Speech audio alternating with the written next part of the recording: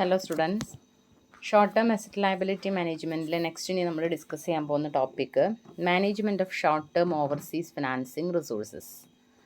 അതായത് എങ്ങനെയാണ് ഒരു ഷോർട്ട് ടേം റിസോഴ്സസിനെ നമ്മൾ എങ്ങനെ മാനേജ് ചെയ്യാം എന്നുള്ളത്. അതിൻ്റെ ഫസ്റ്റ് പറയുന്നത് short term capital mix. Short term capital mix is not easy. This is because short term capital, that is working capital, is financed out of both short term funds and long term funds. നമ്മൾ ഈ working capital management എന്നുള്ള financial മാനേജ്മെൻറ്റിലെ ഒരു chapter പഠിക്കുമ്പോൾ അവിടെ നമ്മൾ പഠിക്കുന്നുണ്ട് hedging approach, conservative approach, aggressive approach. ആ 3 കോൺസെപ്റ്റാണ് ഇവിടെ ഷോർട്ട് ടേം ക്യാപിറ്റൽ മിക്സിനെ കുറിച്ച് പറയുന്നത്. അതായത് ഏത് രീതിയിൽ നമ്മൾ ഒരു ഫേമിലെ ക്യാപിറ്റൽ മിക്സ് ഡിസൈഡ് ചെയ്യുമ്പോൾ, ക്യാപിറ്റൽ മിക്സ് പഠിച്ചിട്ടുണ്ടാവും നമ്മൾ ക്യാപിറ്റൽ സ്ട്രക്ചർ പഠിച്ചിട്ടുണ്ടാവും. ക്യാപിറ്റൽ സ്ട്രക്ചറിൽ നമ്മൾ പറയുന്നത് ലോങ് ടേം ഫണ്ടുകൾ ഏതൊക്കെ പ്രൊപ്പോർഷനായിട്ട് യൂസ് ചെയ്യണം, ക്യാപിറ്റൽ സ്ട്രക്ചർ പറയുന്നത്. അതേപോലെ വരുന്നത് ക്യാപിറ്റൽ മിക്സ്. ക്യാപിറ്റൽ മിക്സ് എന്ന് പറഞ്ഞാൽ നമുക്കറിയാം both short term fund and long term fund used for financing the capital of an organisation. So capital mix decide ചെയ്യുന്നത് not an easy task. This is because short-term capital, that is working capital, is financed out of both short-term fund and long-term fund. Financial resources, അതായത് capital mix നമ്മൾ ചിലപ്പോൾ financial short term finance use ചെയ്തിട്ടും അതേപോലെ തന്നെ long term finance use ചെയ്തിട്ടും നമ്മൾ ചിലപ്പോൾ ഒരു മിക്സ് ഡിസൈഡ് ചെയ്യുന്നുണ്ടാവും. It is crucial that what should be the mix of short-term funds and long-term funds for the purpose of financing the working capital. The use of short-term fund is suggested on the grounds that they are less costly than the long-term fund. നമ്മൾ working ക്യാപിറ്റലിന് short term fund use ചെയ്യണം എന്ന് പറയുന്നതിൻ്റെ ഒരു reason എന്ന് പറയുന്നത് short term fund is less costly എന്നുള്ളൊരു concept ഉണ്ട്, അതുകൊണ്ടാണ്. Besides, the use of short-term funds will have a favorable impact on profitability. On the other hand, the use of long-term fund is favored on the grounds that they provide liquidity for longer period of time. Short term fund മാത്രമല്ല favourable ആയിട്ടുള്ള impact തരുന്നത്, പകരം long term ഫണ്ടും തരും. കാരണം എന്താണെന്ന് വെച്ചാൽ favourable ആയിട്ടുള്ള ഒരു ബെനിഫിറ്റ് നമുക്ക് ലോങ് ടേം ഫണ്ട് തരും എന്ന് പറയുന്നതിൻ്റെ കാരണം ലോങ് ടേം ഫണ്ട് ലോങ് പീരീഡിലേക്ക് നമുക്ക് യൂസ് ചെയ്യാം. അപ്പോൾ ലോങ് പീരീഡ് ഓഫ് ടൈമിൽ we get the profitability. Again it is A question of trade off between liquidity and profitability. അവിടെയാണ് നമുക്കൊരു കൺഫ്യൂഷൻ വരിക. അതായത് നമ്മൾ ക്യാപിറ്റൽ മിക്സ് ഡിസൈഡ് ചെയ്യുന്ന സമയത്ത് നമ്മൾ മോർ ഇമ്പോർട്ടൻസ് പ്രോഫിറ്റബിലിറ്റിക്ക് കൊടുക്കണോ ലിക്വിഡിറ്റിക്ക് കൊടുക്കണോ.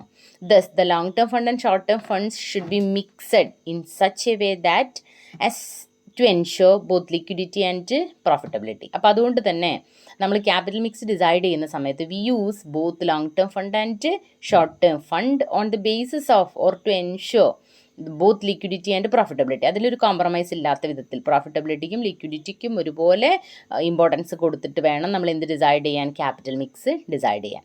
There are 3 basic approach for determining working capital mix, that is hedging approach, conservative approach and aggressive approach. According to hedging approach, permanent working capital requirement should be financed by long-term funds, while the temporary or seasonal working capital requirement should be financed out of short-term fund. Hedging അപ്രോച്ചിൽ നമുക്കറിയാം, hedging അപ്രോച്ചിൽ permanent working capital requirements ഒക്കെ finance ചെയ്യുന്നത് long term fund use ചെയ്തിട്ടും, എന്നാൽ temporary ആയിട്ടുള്ള seasonal working capital requirement finance ചെയ്യുന്നത് short term fund use ചെയ്തിട്ടാണ്. That is hedging approach. എന്നാൽ കൺസർവേറ്റീവ് അപ്രോച്ച് എന്ന് പറഞ്ഞാൽ it is necessary to maintain high level of working capital and should be financed by long term fund like share capital and long term ഡെപ്റ്റ്. അതായത് high level of working capital നമ്മൾ എന്ത് വെച്ച് finance ചെയ്യുക, share capital long term ഡെപ്റ്റും വെച്ചിട്ട് ചെയ്യുക.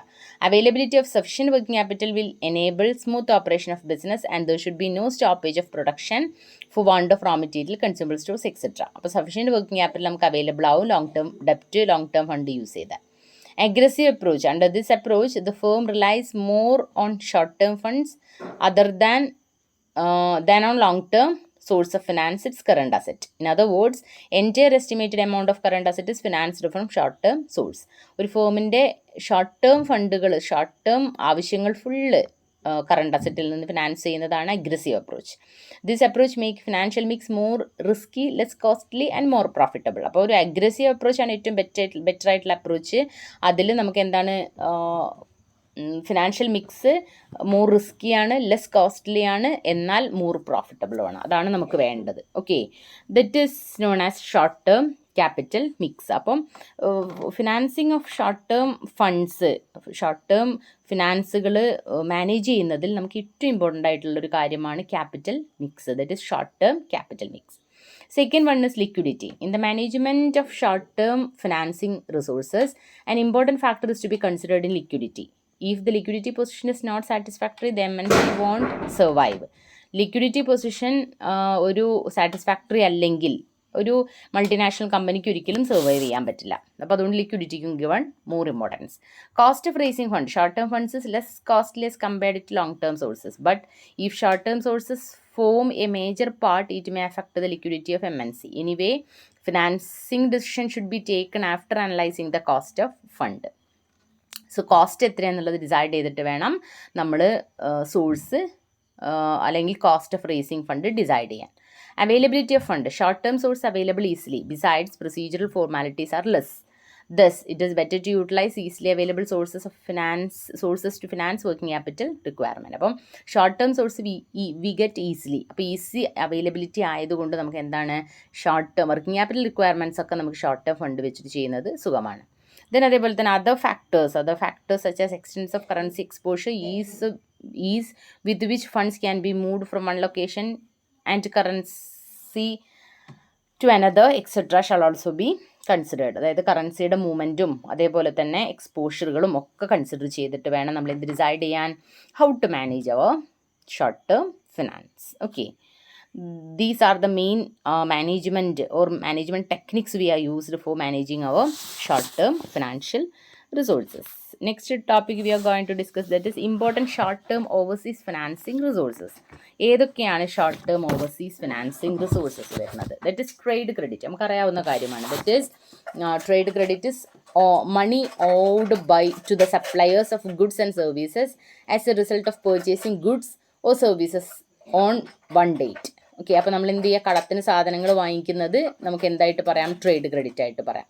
It is a free source of finance because interest is not usually charged by supplier unless payment is overdue. അപ്പോൾ ട്രേഡ് ക്രെഡിറ്റ് നമ്മൾ സാധാരണ ബിസിനസ്സിൽ കടമായിട്ട് സാധനങ്ങളൊക്കെ വാങ്ങിക്കുന്നുണ്ടല്ലോ, അപ്പോൾ അതിന് സ്വാഭാവികമായിട്ടും എന്തുണ്ടാവണം എന്നില്ല, കടം മീൻസ് ഇൻട്രസ്റ്റ് ഒന്നും വരണമെന്നില്ല. So this one, that is trade credit is also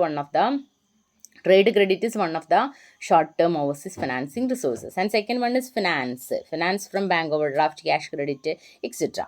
Then accrued expenses, that is expenses due but not paid. നമുക്ക് ലയബിലിറ്റി ആണ്, പക്ഷെ എന്താണ് നമ്മളത് ഡ്യൂ ആയിട്ടും പേ ചെയ്യാതിരിക്കുന്നതും നമുക്കൊരു സോഴ്സാണ്. ദെൻ ഓൾസോ ഫാക്ടറിങ്, നമ്മൾ റിസീവബിൾസ് ഒക്കെ നമുക്ക് വേറൊരാൾ വെച്ചിട്ട് വേറൊരു ഏജൻസീനെ വെച്ചിട്ട് കളക്ട് ചെയ്യുന്നത്. Repurchase agreement mutually, that is നമ്മൾ 2 വീക്ക് അതിൽ കൂടുതലൊക്കെ വരുന്നത് നമ്മൾ എന്ത് ചെയ്യുക, ഒരു റീപർച്ചേസ് ചെയ്യാനുള്ളൊരു എഗ്രിമെൻറ്റ് കൊടുക്കുന്നത്. Then euro notes are short term commercial paper പോലെ നമ്മൾ ചെയ്യുന്നതാണ് euro notes. Like a promissory note issued by companies for obtaining short term fund obtain ചെയ്യാൻ വേണ്ടിയിട്ട് കമ്പനികൾ ഇഷ്യൂ ചെയ്യുന്നതാണ് യൂറോ നോട്ട്സ് എന്ന് പറയുന്നത്. Euro commercial paper is also short term ഡെപ്റ്റ് instruments. Euro commercial paper issued by dealers of commercial paper without involving a bank. These are promissory note like short term euro notes പോലെ തന്നെ നമ്മൾ ചെയ്യുന്നതാണ്. ഒരു ബാങ്കിൻ്റെ അല്ലെങ്കിൽ ഒരു ഡീലറിൻ്റെ ഇൻ്റർഫിയറൻസ്, ബാങ്കിൻ്റെ ഇൻ്റർഫിയറൻസ് ഇല്ലാതെ നമ്മൾ ഇഷ്യൂ ചെയ്യുന്നതാണ് commercial paper. Okay, euro commercial paper എന്ന് പറയുന്നത്. അപ്പോൾ ഇതും ഒരു ഷോർട്ട് ടേം നോട്ടാണ്. ഓക്കെ, അപ്പോൾ അതും നമുക്ക് എന്താണ് ഫിനാൻസ് കിട്ടാൻ വേണ്ടിയിട്ട് യൂസ് ചെയ്യാം. Medium term euro notes, these are the extension of short term euro notes. These are issued for medium, that is 1 to 5 years, 1 മുതൽ 5 വരെയുള്ള വർഷത്തിലേക്ക് വേണ്ടി, ഷോർട്ട് ടേം അല്ലാതെ ഒരു മീഡിയം ഇയറിലേക്ക് വേണ്ടിയിട്ട് ഇഷ്യൂ ചെയ്യുന്നതാണ് medium term euro notes. Okay, അപ്പോൾ ഇത്രയാണ് ഇമ്പോർട്ടൻ്റ് ആയിട്ടുള്ള short term overseas financial resources. Then next topic is international banking. Globalization and growing economies around the world have led to the development of international banking facility. The world is now a marketplace of each business want to exploit it. Geographical boundaries are no more a concern. With access of technology, banking facility have grown vastly. One prime example is international banking. അപ്പോൾ നമ്മൾ ബിസിനസ്സൊക്കെ വളർന്നുകൊണ്ടിരിക്കുക, അപ്പോൾ നമുക്ക് പിന്നെ എല്ലാ ഫെസിലിറ്റികളും എല്ലാ ഭാഗത്തു നിന്നും യൂസ് ചെയ്യാൻ പറ്റുന്ന, ജിയോഗ്രഫിക്കൽ ബൗണ്ടറീസ് ഇല്ലാതെ തന്നെ നമുക്ക് എല്ലാ രീതിയിലും യൂസ് ചെയ്യാൻ പറ്റുന്നതാണ് international banking. Meaning of international banking, It is just like any other banking service but take place across different nations or internationally. Banking service തന്നെയാണ്, പക്ഷേ എന്താ ചെയ്യുന്നത്, ഡിഫറെൻറ്റ് നാഷൻസിൽ അല്ലെങ്കിൽ ഇൻ്റർനാഷണൽ ആയിട്ടാണ് നമ്മൾ എന്ത് ചെയ്യുന്നത്, ബാങ്കിങ് ചെയ്യുന്നത്. It is an arrangement of financial services by residential bank of one country to resident of another country. ഒരു രാജ്യത്തുള്ള റെസിഡൻഷ്യൽ ബാങ്ക് വേറൊരു രാജ്യത്തുള്ള റെസിഡൻസിന് ചെയ്യുന്ന service.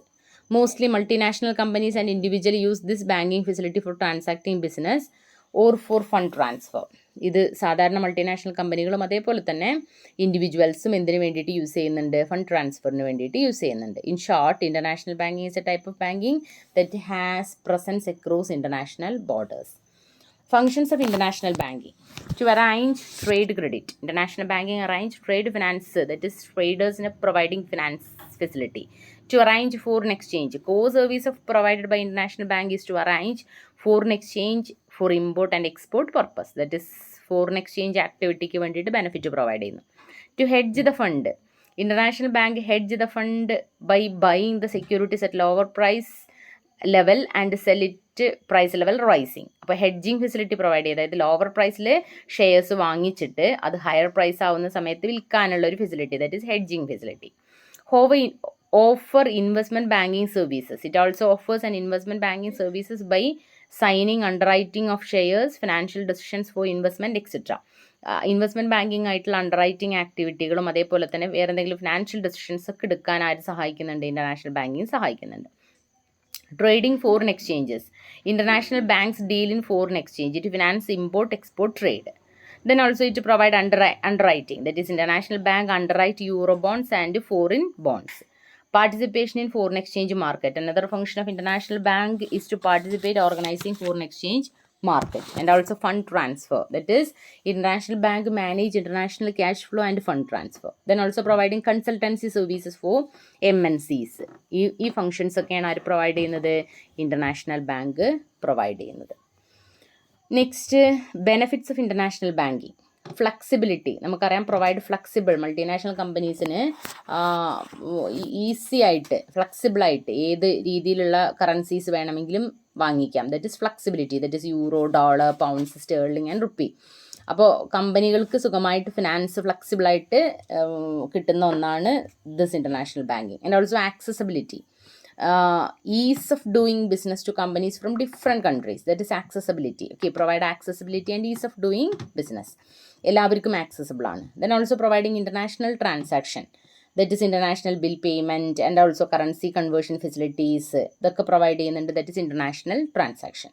Then also accounts maintenance. Multinational companies maintain records of global accounts in a fair manner with the help of international banking. Multinational കമ്പനികൾക്ക് അവരുടെ accounts ഒക്കെ fair മാനറിൽ keep ചെയ്യാൻ വേണ്ടിയിട്ട് എന്ത് സഹായിക്കുന്നു, ഇൻ്റർനാഷണൽ ബാങ്കിങ് സഹായിക്കുന്നു.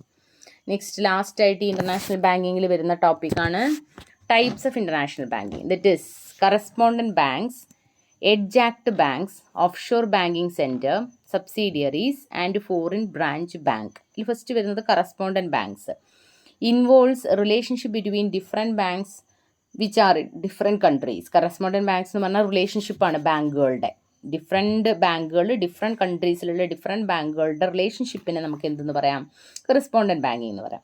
This type of bank generally used by the multinational companies for the international banking activity. Multinational കമ്പനികൾ അവരുടെ ഇൻ്റർനാഷണൽ ബാങ്കിങ് ആക്ടിവിറ്റിക്ക് എന്ത് യൂസ് ചെയ്യുന്നുണ്ട്, കറസ്പോണ്ടൻറ്റ് ബാങ്ക് യൂസ് ചെയ്യുന്നുണ്ട്.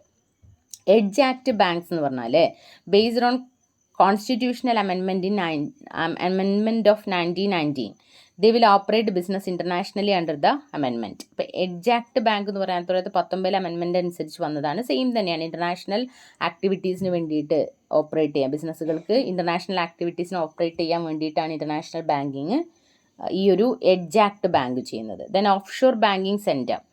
This type of banking center which allows foreign accounts. Offshore banking is free from banking regulation of that particular country. It provides all type of product and services.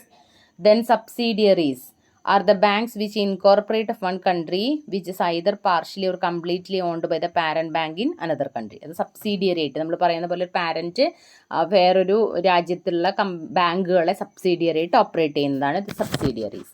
And the last one is foreign branch bank. These are legally tied up with the parent bank but operate in foreign nation. Tied up ആണ് foreign ബാങ്കുമായിട്ട് ഏതെങ്കിലും foreign നാഷണലുള്ള ബാങ്കുമായിട്ട് tied up ആയിട്ട് വരുന്ന ബാങ്കുകളെ നമുക്ക് foreign branch bank എന്ന് പറയാം. അവർക്കവിടെ branch foreign ബാങ്കുകളായിട്ടായിരിക്കും ബ്രാഞ്ച് ഉണ്ടാവുക. ഓക്കെ, ഫോറിൻ ബാങ്കുമായിട്ടായിരിക്കും ടൈ അപ്പ് ചെയ്യുന്നുണ്ടാവുക. അങ്ങനെ വരുന്നതാണ് ഫോറിൻ ബ്രാഞ്ച് ബാങ്ക്. അപ്പോൾ these are the main types of international banking. Okay, അപ്പോൾ നമ്മളിതിൽ നോക്കിയത് ഇൻ്റർനാഷണൽ ബാങ്കിങ് ആണ്. then അതേപോലെ തന്നെ how we manage our short term finance. Okay, thank U.